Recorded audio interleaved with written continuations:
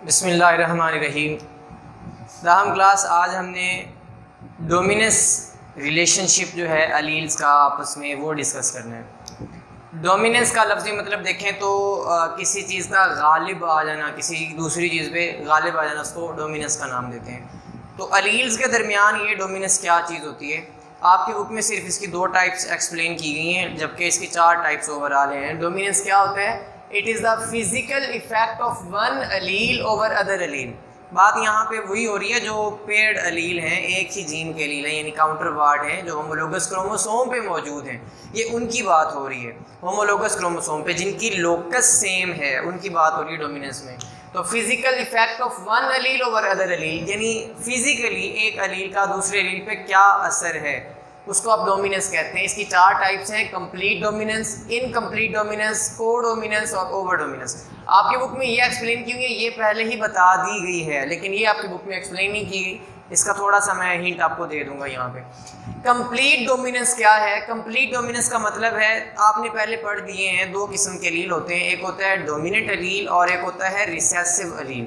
जो डोमिनेंट अलील है वो जो फिनोटाइप है दूसरे अलील की फिनोटाइप को छुपा देता है, अपनी फिनोटाइप जाहिर करता है, जबकि रिसेसिव जो है वो मगलूब हो जाता है, दूसरा अलील अपना इफेक्ट जाहिर करेगा जबकि रिसेसिव उसे शो नहीं कर पाएगा।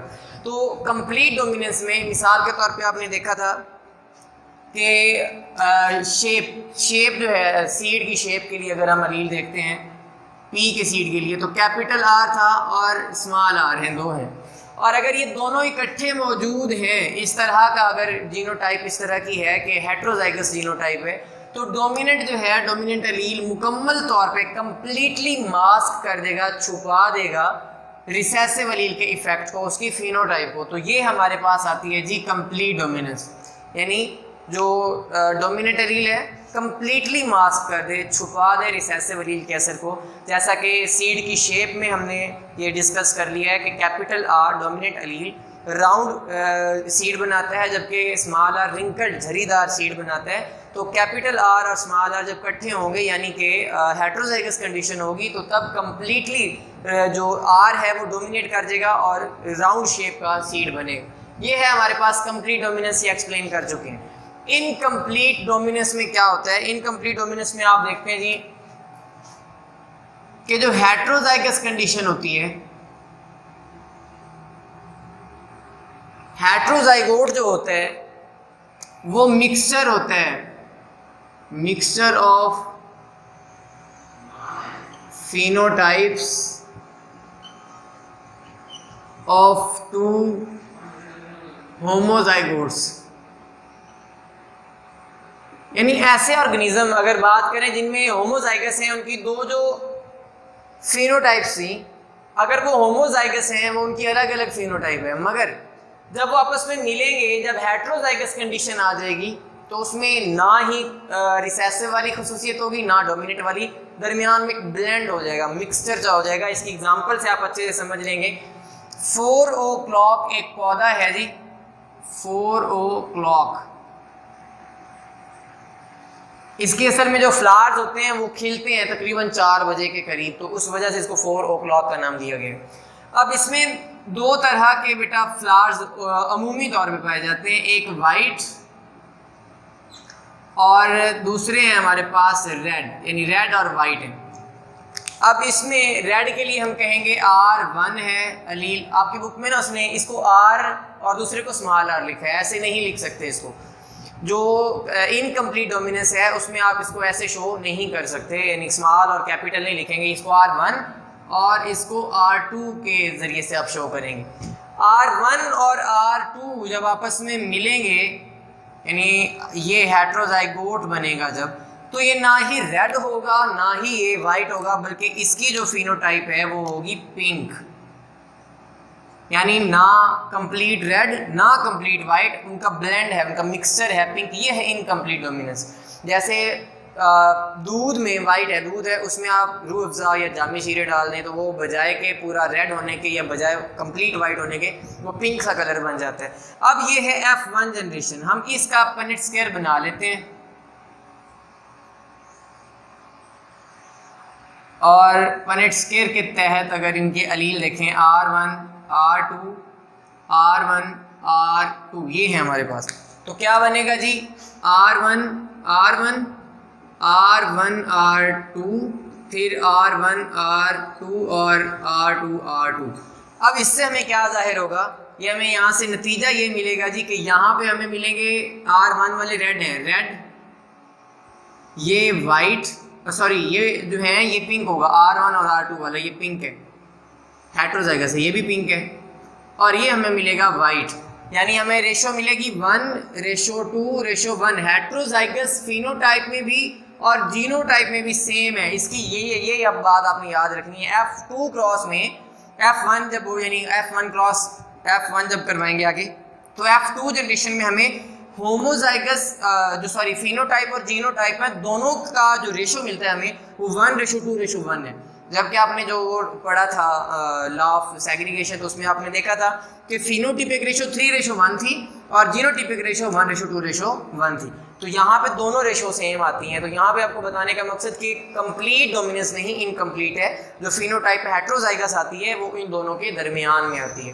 तो ये तो था आपका इनकम्प्लीट डोमिनेंस के हवाले से। फिर हम आ जाते हैं जी कंप्लीट डोमिनेंस का जो रिलेशन है, सॉरी कोडोमिनेंस का। ये क्या है? कोडोमिनेंस में कोई भी अलील दूसरे पे ना डोमिनेट होता है, ना कोई रिसेसिव होता है, ना कोई दरमियानी हेटेरोजाइगस कंडीशन में कोई दरमियानी फिनोटाइप जाहिर होती है, बल्कि उसका आप असर देखेंगे कोडोमिनेंस में को-मीना इकट्ठे हैं। यानी कि जो अलील हैं अपनी जो प्रोडक्ट बनाते हैं कंप्लीट जाहिर करवाएंगे, मुकम्मल अपने प्रोडक्ट्स उन्होंने जाहिर करवानी है। यानी इसमें आप लिखेंगे जी each allele forms its own product or expresses its phenotype completely, अपनी phenotype completely जाहिर कर देनी है।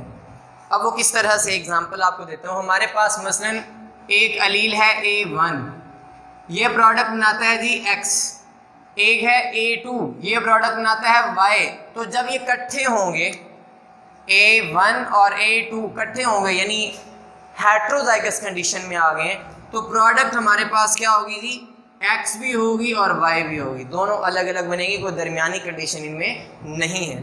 इसकी एग्जांपल अब आपको यहाँ पे समझा देते हैं। एग्जाम्पल इसकी सबसे बेहतरीन जो है वो है ब्लड ग्रुप सिस्टम है, ABO ब्लड ग्रुप सिस्टम। तकरीबन 29 ब्लड ग्रुप सिस्टम है, जिनमें से मेजर जो है वो MN ब्लड ग्रुप सिस्टम है, RH ब्लड ग्रुप सिस्टम है और ABO ब्लड ग्रुप सिस्टम है। ये 9th चैप्टर में इसकी आप थोड़ी डिटेल पढ़ लेंगे। इसकी ABO ब्लड ग्रुप सिस्टम जो है, जैसे ब्लड ग्रुप A होता है, B होता है, O होता है, वो नेगेटिव पॉजिटिव वाला, और उसमें डिस्कशन आ जाती है।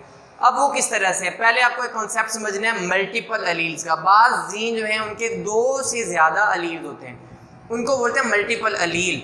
मसलन जीन एक है जी आई जीन है, इसके 3 अलील होते हैं, म्यूटेशन से बनते हैं, आई और ऊपर capital A, I capital B और स्मॉल आई, ये 3 अलील।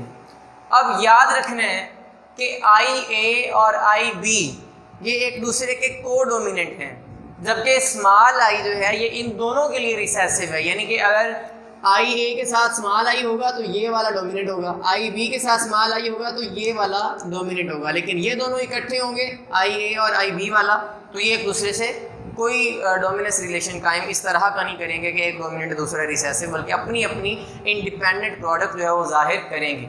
अब यहाँ पे होता ये है कि अगर ये वाली जीनोटाइप है IA और IA है या IA और स्मॉल आई है, तो ये बनाते हैं जी आगे एंटीजन स्पेशल टाइप की प्रोटीन्स होती हैं, ये एंटीजन बनाते हैं जी A एंटीजन। और ब्लड ग्रुप क्या होगा, रेड ब्लड सेल की सरफेस पे एंटीजन A होगी तो ब्लड ग्रुप भी होगा जी A। लेकिन अगर हमें जीनोटाइप ये जाहिर होती है IB या IB के साथ स्मॉल आई, तो एंटीजन हमें मिलेगी B, क्योंकि इसने एंटीजन B बनानी है, तो ब्लड ग्रुप भी हमें जो मिलेगा वो है B। अब यहाँ पे आपने कोडोमिनेंस वाला रिलेशन देखना है।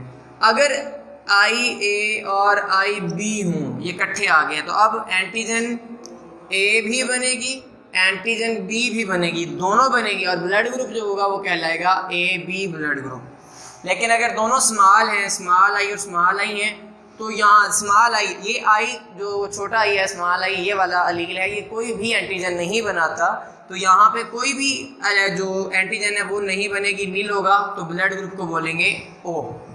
ये हमारे पास है कोडोमिनेंस का रिलेशनशिप। तो इसमें M N blood group system वाली भी एग्जांपल है, वो डिफरेंट है। फिर आ जाती है जी ओवर डोमिनेंस। ओवर डोमिनेंस में आपको थोड़ा सा एक्सप्लेन ब्रीफिंग दे देता हूँ इसका।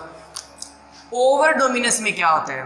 ओवर डोमिनेंस में ये है कि जो होमोजाइगस हैं उनकी एक अपनी अपनी फिनोटाइप है, लेकिन जब वो हेट्रोजाइगस कंडीशन में आ जाते हैं तो उनमें जो एक हेट्रोजाइगस में जो उनका बेसिकली जो एक हेट्रोजाइगस कंडीशन है उसमें वो इजाफी तौर पे उनकी फिनोटाइप बहुत ज़्यादा कह सकते हैं कि मिकदार में बहुत ज़्यादा क्वांटिटी में ज़ाहिर हो जाती है। एग्जांपल से आप समझ लेंगे ओवर डोमिनेंस में ऐसे है, मसलन W पॉजिटिव, ये ना ड्रोसोफिला में एग्जांपल है। कुछ ड्रोसोफिला जो है वाइट आई होती है उनकी और कुछ की रेड होती है। तो वाइट आई वाली जो है वो रिसेसिव है ओवरऑल, और जो रेड वाली है वो डोमिनेंट है। तो अगर W पॉजिटिव है, ये वाला है, तो कलर होगा जी रेड, और अगर W है और साथ में W है तो यानी ऊपर पॉजिटिव नहीं है तो वाइट है। ये दोनों तो है होमोजाइगस, ये नॉर्मल रेड पिगमेंट होता है, पिगमेंट ये इसने इस एलील ने पिगमेंट बनाना है राइट आई का। अगर ये हेट्रोजाइगस कंडीशन में आ गए, W पॉजिटिव और साथ में W है, तो जो रेड होता है ये ब्राइट रेड बनता है, फ्लोरिसेंट कलर ज़्यादा आता है, एक्सीड इन क्वांटिटी कर जाता है, यानी जो डोमिनेंट अलील है वो एक्सीड इन क्वांटिटी अपनी फिनोटाइप बहुत ज़्यादा मिकदार में जाहिर करता है। तो ये है हमारे पास ओवर डोमिनेंस। यहाँ तक बेटा आपका डोमिनेंस वाला रिलेशनशिप था। कल इंशाल्लाह हम देखेंगे वेरिएशंस जो मियोसिस की वजह से आती है मुख्तलिफ ऑर्गेनिज्म। अल्लाह।